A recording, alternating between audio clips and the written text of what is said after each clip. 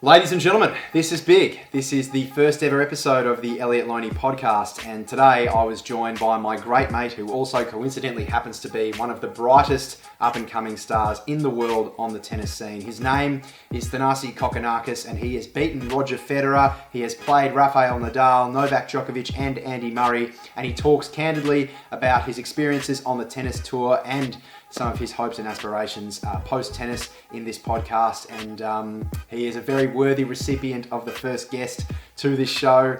As I said, he's a ripping bloke, a great mate, and I hope you enjoy this podcast. Don't forget to click the bell. I don't know where it is, but make sure you click the bell so you can stay notified and get notifications whenever I upload videos. There's going to be more videos on the way. Thank you very much for your continued support, and I hope you enjoy the podcast. Cheers. Ladies and gentlemen, welcome to the Elliot Loney podcast. And our first guest is a good mate of mine, ripping bloke. His name is Thanasi Kokkinakis, former world number 69, and a man whose banter is crooker than COVID-19. And we're about to find out if that is true. I've stitched him up there. That's right. Sensitive topic. Well, how are you, man? How you shaping up? And how's everything going in isolation for you? Good to be here. Thanks for having me. Honoured to be your first guest. Going all right, man. Nothing's changed too much for me. It's been tough not being able to get out, but I've been pretty much isolation the last 5 years, so I'm pretty much used to it. Yeah, well, mate, I know it's obviously been pretty tough for you because I know that you've got a plethora of Instagram models chasing you 24/7, just trying to fight for your time. So obviously, giving me a small portion of that time, I'm very, very appreciative of that. You're a joke. So yeah, man, everything's good with you so far. Like, just staying at home, out of trouble, just staying at home, always out of trouble.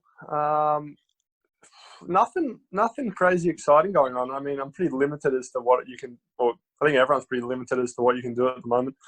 Training a little bit, just making sure I'm kind of ready for when the season starts back up again. Getting real good at PlayStation. That's probably 90% of my time right there. Playing a bit of NBA 2K. And talking some rubbish with the boys on headset. What else?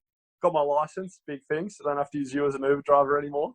That's fantastic. I'm glad to hear it. I gave you a few lessons back in the day in the old RAV4. You did. I don't think you told your mum yet I was using her car. I don't think she'd be too happy. Jules will have a crack at me for that, I reckon. Yeah, mate, you got to watch out for the cobra, mate. She'll take your head off. So I omitted that information on purpose.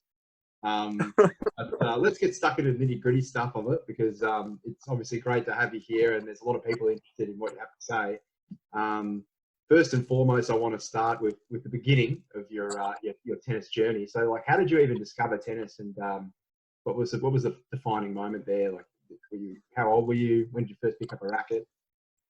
Yeah, so I didn't really know much about it when I was younger. You know, you just fortunate to have an older brother, so I just pretty much followed whatever he did. So he started playing basketball, and I just followed him playing basketball, and that was my first true sort of passion, the thing I really like to do.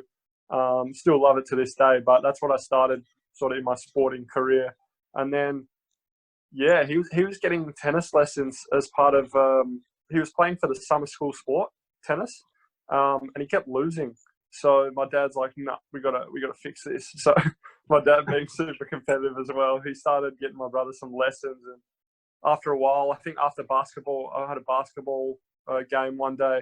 I just came in to see what his tennis lessons were all about. And while he was having a drinks break, I picked up a racket and started hitting. And yeah, my hand-eye wasn't too bad, and I kind of enjoyed it. So that's interesting for me to hear because, like, I've been mates with you for ages, and I always knew that you played a lot of basketball, but I never knew that basketball was the first sport that you picked up before tennis. So obviously that must have been a difficult decision for you to make because you were great on both courts, obviously, growing up. So how did you come up with the decision to go, I'm going to play tennis rather than basketball? Like, what was the decision-making process there? Yeah, well, first of all, I appreciate that, mate. Second of all, I don't know. Like, I liked the change. Like, I liked how I was a pretty selfish player when I was playing basketball. I was a bit of a ball hog. So the other thing I hated was Sunday morning practices. I didn't understand them, but we had to do them. I played for Sturt Basketball Club in Adelaide. For anyone that's from here. Yeah. But yeah, I hated Sunday practices, and I felt like when we were playing basketball, if I had a real good game and our team lost, I'd be pissed off. And if I had not a great game, but our team won, I'd still be pissed off because I could have been better. So the only time I was really happy was if I played well and the team won. So that's like a 1 in 3 scenario. So it's kind of tough. So yeah, I hated Sunday practices, and I only liked basketball if I played well and the team won. So I guess I was a bit of a ball hog, a bit selfish. So I thought, play a one-on-one sport where you can control pretty much most of the outcomes. So here I am. Little did I know that I'd have to do Sunday practices when I picked up the tennis racket as well, but I figured that on later. And yeah, I ended up choosing tennis full-time pretty much after I won the 12 and under nationals when I was 11. I think I was about to turn 11, so about to turn 12. So I won the nationals before I got 12, at 12 and unders. And then I was like, yeah, I reckon I'm going to start taking it a bit more serious. So you touched on earlier about your brother, Thanasi Kokkinakis. Why are you saying in Italian? It's great. First of all, it ends in I. Who's a great player, who actually, bit of trivia for our listeners and our viewers right now, took me out of the tennis court and dusted me up in front of your old man at Kooyong Tennis Club. You complained it was the sole of your shoes, huh? You didn't have the right tread? Was that obviously I was wearing the wrong shoes. I had the wrong racket. There were many excuses. Too top heavy. Yeah, too top heavy. That's one of the can't move laterally. But how much of a factor did that play in your development for your tennis? Because obviously having a brother who played at a high level himself, and then you being a competitive younger sibling fighting for the attention, that kind of stuff. Did that play a factor in moving forward because you had someone good to play against, someone to measure up your level against, Yeah, for sure. He got me into it. And he was getting coached by a guy who's still my coach now, Todd Langman. So, and that dude was super enthusiastic, obviously still is. So he just had that infectious personality that you just want to keep coming back and keep training, keep getting better. But I think having an older brother or a sibling similar age to you is good for any sort of aspiring athlete or just playing sport. Gives you someone to compete against and someone to push you. So yeah, it definitely helped me. He had my number early on, but when I started beating him, I think he decided to hang up the rackets. He didn't like that very much. Must be nice, mate, because I'm an only child, so I wouldn't know that feeling. But, maybe that's why it didn't work out. But yeah, exactly. Had nothing to do with the fact that I was shit. Let's talk about Todd Langman. Actually, that's really interesting you bring that up earlier, because there's not many players in your position at the professional level who their junior coaches are still part of their entourage. So what's your relationship like with Todd, and how's that been for you? Yeah, he's like a big brother to me. He's pretty much family as well.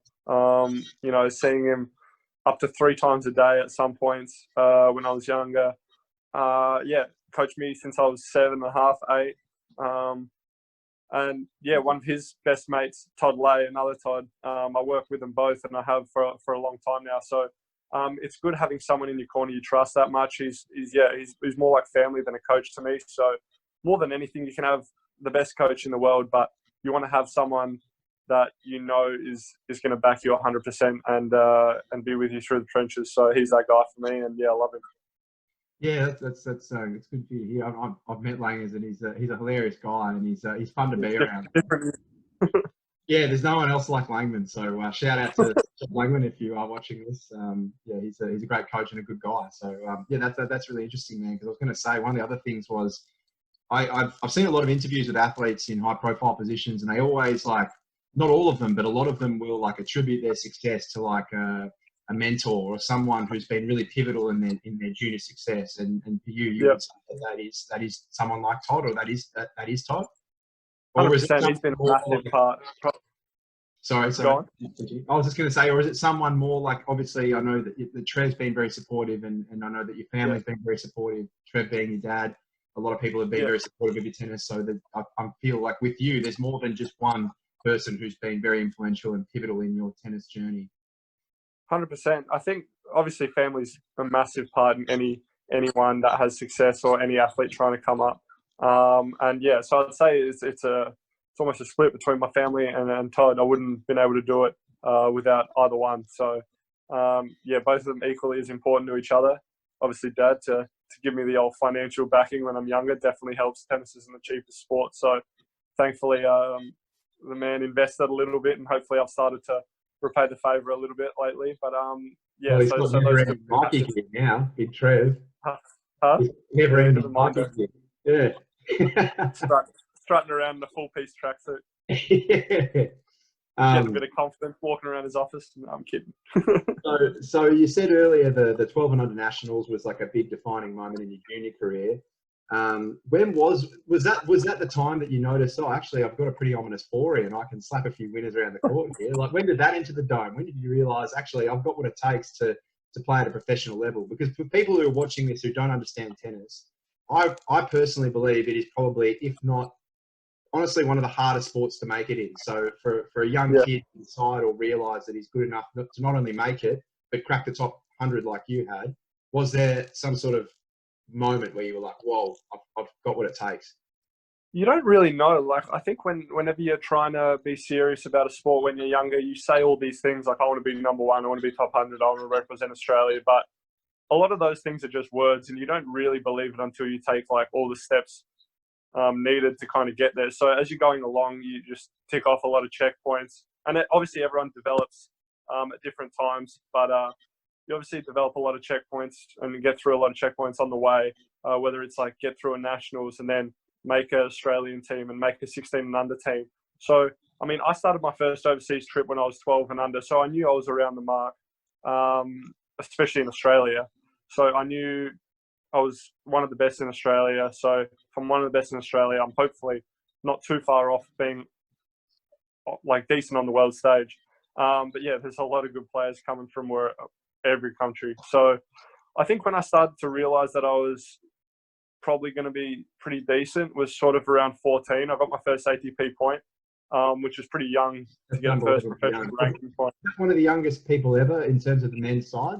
You'd be right up there in terms of one of the youngest ever to attain a point. I think so. I think I'm definitely in the top 10, but probably even less. But I gotta go check. I just remember it was a crazy story because I had a wild card the week before, and I was up 4-2 in the third set tiebreaker in Ipswich, and there was a 3-hour rain delay. And I came off the court thinking, yes, I've got this in the bag. Like, this is mine. And my opponent, who's like a full-grown man, I'm not going to name names, but walks past me while I'm in a bus, and he was like crying, and because he was about to lose to a 14-year-old. Oh, and I was like half laughing. I was like, look at this guy, grown man, crying because he's about to lose to me. Fast track 3 hours. My coach and I set up a plan of what I'm going to do the first point. I execute it. I just missed by about a centimetre on a clay court. He circles the mark. It was wide. I end up losing 8-6 in the third set tiebreak. Rolls a reverse. He sees me. He's in the car. He sees me walk past, head down, bawling my eyes out. I thought, no, that was it. I've lost my chance. I was like, that's my chance gone to get a point. I don't know when it's going to happen again. Then I get a call from the AS head coach saying he's giving me a wild card into next week, and then I got my first ATP point then. Better light there. That's good. That's pleasure, mate. Ladies, look at the head on him. His number is 0412. Sorry. Okay, so before we move on to the mid stage of your career, where you're at now, I wanted to talk about one of your rivals growing up. Obviously, Nick Kyrgios, another who's had a lot of time in the top 100. You guys were rivals growing up, played a lot of tennis with each other, pretty similar standards. So, like, how was that having a rival like that and both breaking through pretty much at the same time? What was that like? Yeah, it was obviously really handy. I think for both of us, we both got a little bit of a Greek background. We both have very similar interests. We love basketball, we love video games, and just talking a bit of rubbish and having a good time. So it was definitely beneficial for both of us, I think. It gives us a familiar face when we're traveling and on tour. And I think for many years we pushed each other, which was good, helping us break through. So let's move on into the current stages of your career. And you've had, for a young bloke, you've had some unbelievable highlights so far, and I've got a few of them right here. Let's talk about some of these defining moments. I mean, getting to 69 in the world, reaching a career high of 69 in the world, representing Australia in Davis Cup, reaching the third round of the French Open, and obviously beating a guy who you may or may not heard of, Mr. Roger Federer in Miami. So you've had some amazing defining moments. Is there one that I haven't mentioned there that stands out for you? Probably. Yeah, I mean, playing Davis Cup. Did you say representing Australia? You probably did. Yeah.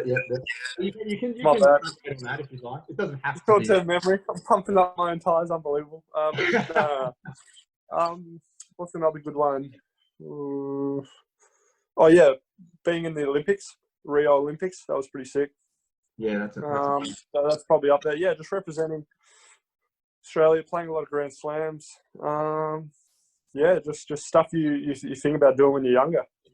That's something I hadn't even thought about, to be honest. Like, it must be, what's the difference for a player in your situation representing your country as opposed to playing in a Grand Slam event? Is there a different feeling when you walk out on court? Yeah, definitely. I mean, you're not just playing for yourself either, really, when you're playing a Grand Slam, because, you've got your whole team that supports you and everything like that. But when you're playing Davis Cup, you definitely are playing for a few guys, because a lot of the result depends on you. If you don't help the team out or you lose, that can be detrimental to the team's success. So you never want to be that guy. Unfortunately, it's part of the game and it happens sometimes. But yeah, you definitely feel like there's a little bit more on your shoulders, and everyone's kind of watching you pretty closely when you're playing for Australia. Yeah. And who is the toughest opponent you've ever faced, and why? So I've played all of the big three. Because you have played Rafa Nadal, you've played Federer and beaten Federer. You've played Novak. Oh, no, I played the big four. Really. I played Djokovic, I played Murray, I played Nadal, and I played Federer. So Federer was the last number one I've played. The first one I played was my first ever Grand Slam in the second round. I was 17, built like an absolute stick. And played Rafa second round at Aussie Open, indoors on the most scorching day. I think it was like 46 degrees, so that's why they had to close the roof. So that was tough, but the biggest, and the Djokovic match I played against him at French Open, it was 4-4-4, so it wasn't, he was number one looking unbeatable, so it wasn't too bad of an effort. But he was quite young then as well. How old were you? Yeah, he was number one. They thought he was going to win it, but he lost to Stan in the final that year. And how old were you when you played Novak? You would have been super young when you played him in the French Open. I was 19. Yeah. Amazing achievement, man. It's good stuff. Yeah, 2015. So, but the one who absolutely chopped me up was Murray. Davis Cup semi-final in Glasgow. I've never played in a more just like intense atmosphere, so loud, indoors, under a roof. It was just like, I've never been a part of anything like that. When they call out all the players, all the team from Great Britain, he kind of waited last. Well, he was getting called last anyway, but he gave himself like a massive delay. So then he kind of came out by himself. And you should have heard the crowd go nuts. Like, I had chills and I was about to play him. I'm like, this ain't going to go too well. I remember I was like hanging with him at the start, but like he was playing unbelievable and I was having to play like my best tennis just to keep up like within striking distance. And then, eventually he pulled away. So he gave me a good whooping there. I think it was 3-love and 3. So that one I'll never forget. It's good to hear you bring up Muzz, because I think from all accounts, from people like yourself, from other guys that I've spoken to on the tour, they all say that Murray's a really great guy off the court. I actually haven't personally met him, but who is the best bloke on tour? Is there a person or people that you reckon are misrepresented by the media, who people might have the wrong idea about, that you've personally met, that you go, you know what, they're actually a ripping bloke, or they're a really nice person? It's hard to say if they're misrepresented. I mean, you usually see sort of everyone's emotions in the heat of the battle on the tennis court. But then again, there's different sides to it, like behind in the locker room. Like I remember, I'd say the two top guys that are well known, that are really, I mean, Rafa's always been nice as well to me. They've all been nice, but I'd say the ones that have went out of their way, made a real sort of effort to be welcoming and super nice, is Federer and Murray. Both of those two, ripping blokes, absolute legends. The one with Federer is, you always think he's going to be a good guy, and you always think because he's just like that on TV, and you just assume he'd be like that in real life, but he is. But the one that surprised me was Murray. I remember watching on TV, I was like, I cannot stand watching this dude. Like, I've never seen someone like complain and moan and like limp as much as this guy all the time. Like, it's never his fault. He's always just like going ham at his box. But then like off the court, he actually like really cares. He's such a nice guy. Always sending me messages, always keeping in touch, and no, he's just been a really good bloke. So he caught me by surprise when I first got out on tour. No, that is great to hear because, you know, I take the piss out of the players a lot. It's my gig with the comedy stuff, but you know, it's always lighthearted, and I've always thought that if I ever got the opportunity to meet Murray, I'd love to shake his hand and say, look, mate, no hard feelings. I know you're a cracking bloke, but you know, sometimes I just have to, you know, just give you a bit of grief. So he's a good man. One of the things you mentioned earlier about Roger Federer being a great bloke as well, and obviously you having a great win over Federer in Miami, clearly a career-defining moment. But you actually got invited personally for a training block in Dubai with Roger. That's an experience that not many players get to have. So what kind of insight did you get watching the great men train, and what kind of things did you learn from watching the best in the business? Yeah, 100%. It was pretty awesome to get that opportunity. He asked me to train in off-season of 2014 in Dubai with him. So that year is where I played my first Grand Slam, and I started. I think I got to about 150 in the world. 18 then as well. Yeah, 17. I turned 18 that year, so I was half the year 17, then 18 that year. That was the year before I sort of made my breakthrough. But yeah, it was just awesome seeing how he trains. He's such a chill guy. I mean, obviously he didn't show me everything he does, like fitness-wise and everything like that, but he's just real fun to be on court with, always working at his craft. Like, he does stuff differently to other players in the way he trains and how he takes the ball early, and just, I've never seen someone take time away so well and move onto the ball so quickly when he doesn't look like he's putting much effort into it, but it comes down the other end like you got a lot of pressure. So yeah, he's invited me a couple of times, but that was the first time, and yeah, Dubai's a pretty cool city. So yeah, it was a pretty cool experience having to hit with him. Was there any like light bulb moments when you were watching him do some certain drills or things that you'd never observed before? Or was there stuff that when you just play with him, it was all sort of the same stuff? Or was there something that he did where you were like, well, I've never seen any other player do that before? Or... It's just like, I've never seen someone put less effort into a ball and it come off like that clean and that well. The one thing that stood out to me was he came in, we were just having a hit. I mean, I think it must have been the first day we hit. And he came in to take some volleys, and, you know, if you hit a couple hard ones, you know, they might miss one, like, because no one's really too focused at net. Sometimes they miss a couple of volleys, but it's like, whatever, next ball. I reckon I peppered him for about 15 minutes straight, and he did not miss time a volley or hit one remotely close to being out. Like, it was unbelievable. I'm like, what the hell is this? Like, surely he's going to miss one soon. He just, like, didn't look like he was trying. And just makes every volley, like, within sort of 10 centimeters of the baseline every time. I was like, this is nuts. So that one stood out to me. And just how quickly he moves. Like, you look at him on TV and you don't think, oh, physically, you know, you think, yeah, he's in decent shape, but you don't really notice. But this may sound a bit weird, but up in person, if you see the calves on this bloke, it is ridiculous. Mate, I was on the other side of the court. I was like, dude. And he just explains like how he moves so well, like, and how he's so like explosive. Like, you don't pick him being explosive, but yeah, he's so quick, especially what he's doing at his age. It's nuts. He does have stunning vascularity in his calves. In fact, I was compelled at the Australian Open this year when I bumped into him in the cafe. I didn't say anything, but I was compelled to ask him if he was paying land tax on those calves because they were enormous. And he's got a carpet on him as well. If he actually gave those a trim, I think it would be groundbreaking. Yeah. People don't know. Absolutely. You don't notice on TV. Absolutely. One of the things I'm interested to hear from you, being a tour professional and someone who's been on the tour for a while, what are some of the pros and cons of being a professional at your level of play? And one of the things I think is interesting for me to look at is you've sacrificed so much to get to where you are.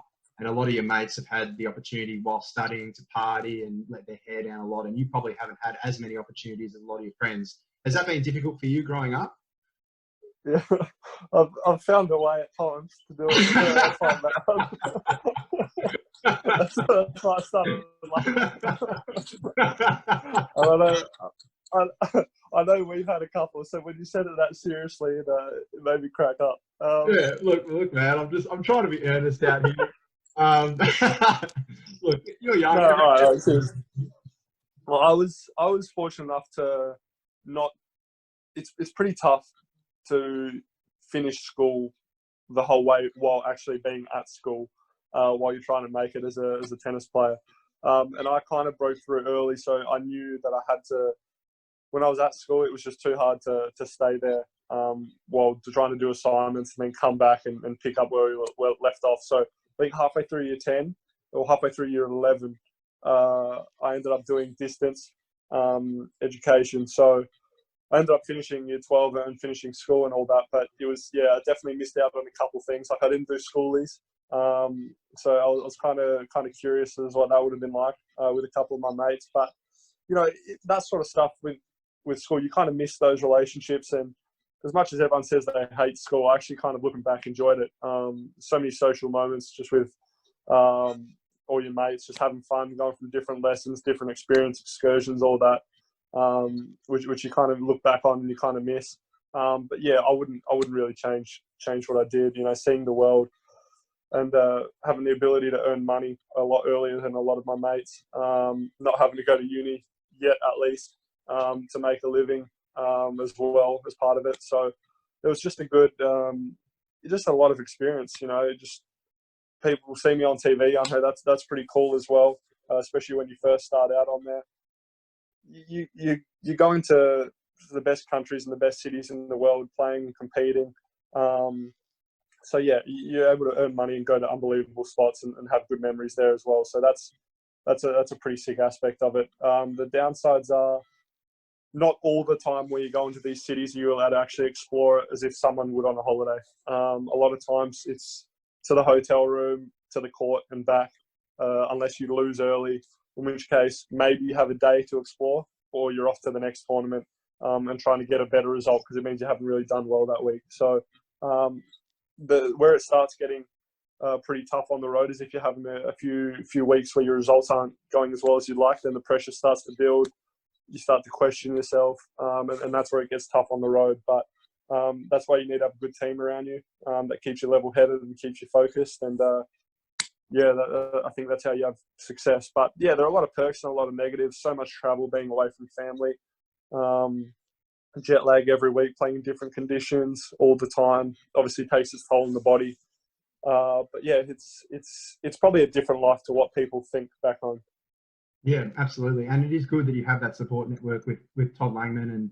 And one of the things I think is really difficult with tennis is, and you probably miss it from basketball, is having that team camaraderie. When one of the advantages of playing a team sport is like when you take a loss, at least you got your team to talk to and console you. But with tennis, very often, as you said, it's just you go back to the hotel room and you have to deal with it mentally. Yeah, I think the lows are very low. I don't know as much of the highs with a team. It's good to celebrate with people, but also when you feel like you've won individually, you're like, yeah, I've done this. This is most of this is on me. But then when you lose, you're like, shit, like that was me. Like I screwed up there, or yeah, it's just hard. And then a lot of the times you're in a hotel room by yourself with teams. Sometimes you got a mate rooming with you, so you've got a lot of downtime, a lot of time to think, and sometimes overthink, which isn't always a good thing. But yeah, you want to have like a bit of both aspect to it, which I think is the best for sport. Well, you've done better than most, mate, because I've been losing since I came out the womb with this lid, mate. It's been very tough from the get-go. I can imagine. But decent upper body though. Yeah, a bit of vascularity in the old shoulders. Thank you to Barb doing wonders. The jacket helps. Obviously, with you, this is a taboo thing, and I don't want to ham on it too much. But you've been extremely unlucky with injuries throughout your career, more so than most, and it's been very difficult for you. But for the first time in a while, you're 100%. You're ready to go. You're feeling good on the practice court. I know you've told me that off air here.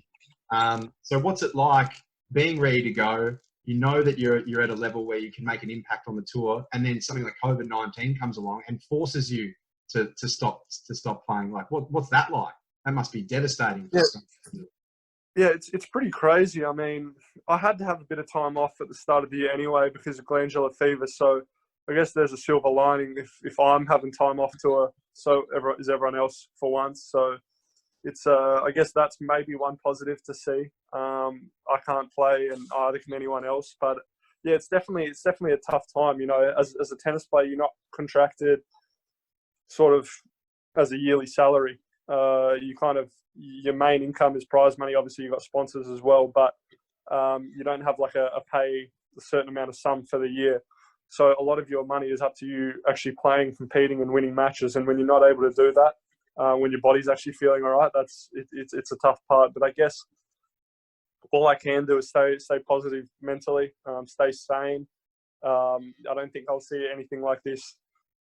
I don't think anyone will in their lifetime again, which is pretty nuts. So you just got to think everyone's in the same boat. And I just got to make sure that when season does resume, I'll be ready to go. Tennis is going to be a tricky sport with how international it is. So we'll probably end up having some events sort of within the country and hopefully build from there and then see what the goal is. But I think everyone in Australia is just hoping that next year there's a Australian Open that's able to actually compete and go on next year. Yeah, absolutely. And I'm one of them. And I hope the tour can get back as quickly as possible because my career hangs in the balance, mate. I mean, I impersonate so many players. I need got nothing to impersonate. You know what I mean? I need my boys supporting me there in the box as well. I need that. Yeah, exactly, mate. I need to be there. I need to be there on the sidelines putting on. And I look forward to seeing you back out there. So before we wrap up, I want to talk about some of your goals moving forward. Yep. I know this is down the track, and I'm hoping that COVID-19 doesn't force us both into retirement. But what are some of your aspirations after tennis? Have you thought about what you might want to do after tennis? Is stand-up comedy on the cards? Can you do a few gags? I'd be able to do a tandem with you. I think I'd struggle. I'd be able to feed off you a little bit. I'd struggle coming up with my own material, I reckon. I'm more of a situational sort of joke, man. Like I can't just come up with a line and be like, bang, laugh at that. But I think if I find something funny, I can kind of play on it a little bit. I don't know. I think something in the media sort of role would be good. I've always felt pretty comfortable there. Obviously, short term, I'm trying to get the most out of my career. I don't know how long I'm going to have it for. I feel like I've missed a lot of years where I haven't been able to do as well as I'd like or just be on the court as much as I'd like more than anything. So that first and foremost, and then I'll see where that takes me. And I think hopefully somewhere in media, hopefully be smart with my investments so I can make a bit of money that way if I'm not making some on court or lose. See what happens. Yeah. But I don't know. I think sort of something in the media or analytics, not analytics, sort of analyst, I'd say. Whether it's, I'd love to be an NBA analyst, but I think that gig could be tough for me to get considering I'm a tennis player. But yeah, something along those lines, I feel like I'd enjoy. Bit of you might be going for Jim Courier's role. Bit of Thanasi Kokkinakis courtside. I can't do it as clean as him. But yeah, I can make some comments on the side. I wouldn't mind it. No, I think that'd be a great role for you. So I can definitely see that a future for you in that moving forward. And the last thing I want to talk to you about, and this is something that I just really want to get off my chest here. Here we go. If Thanasi Kokkinakis, right, a 14-year-old Thanasi Kokkinakis faced in his prime, fully grown Elliot Loney, Pizzy Cup form, on a hot, muggy day in altitude on a hard court, who's going to come out on top? You might get me early in the first set, and then I think your lack of cardio fitness will die. The lack of leg work you're putting into yourself would die in the ass come the third set, and the lack of calf would probably definitely cramp, I'd say, deep into the third. So I reckon you're starting out on strong. I'd say probably you got a 6-1, 6-2 first set. Second set, I'll probably get you tight because you've still got a little bit left in you, maybe a 6-4, 7-5, and then you might have one final push in the third, but you die in the ass with those pins. There you go, ladies and gentlemen. You heard it from the horse's mouth. A fully formed Elliot Loney facing off against a 14-year-old Kokkinakis, and I'd get the rough end of this. That's tough. The guy's got no faith in my game. But that is fair enough. Thanasi, thanks for joining us, mate. It's been an honour to have you as the first guest of the Elliot Loney podcast, and obviously it'll be great looking back and having you as the first guest ever on the show. So thanks for joining us. And, I'm hoping, wishing you all the very best for success moving forward in your tennis and obviously in your career as well. So thanks for joining us, mate. Pleasure, my man. It's been an honour. I'll see you soon. Ladies and gentlemen, thank you for tuning into this live exclusive brought to you by Budweiser and ESP. Actually, I just wanted to say thank you. I don't even know what I was doing. I think I've lost my mind. My eyes are redder than the devil's appendage. I've been up for a very long time, but I just wanted to say thank you very much for watching the video. We've gone up 2,000 subscribers since I got back into YouTube a month ago. We've got some big guests on the way, some people that I'm really looking forward to sharing their stories with you. So make sure you do click that bell. I don't know where it is again, but make sure you click the bell and subscribe to my channel to make sure you stay up to date and you are notified whenever I upload a video. You can follow the cock at the _cock1, and of course you can find me at Instagram at Elliot_Loney, and of course if you haven't subscribed to my YouTube channel, make sure you do so right now. Thank you so much for watching. This is the first episode of the Elliot Loney podcast. We'll see you soon.